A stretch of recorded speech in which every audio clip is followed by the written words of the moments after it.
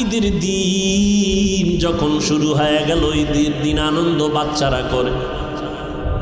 এই বাচ্চাগুলো ডানে বামে তালাশ করে আর আব্বু আব্বু বলে ডাকে, আর বলে আমার বাবাই কই, ওদের বাবারে পাইলাম, আমার বাবাই কোথায় গেল।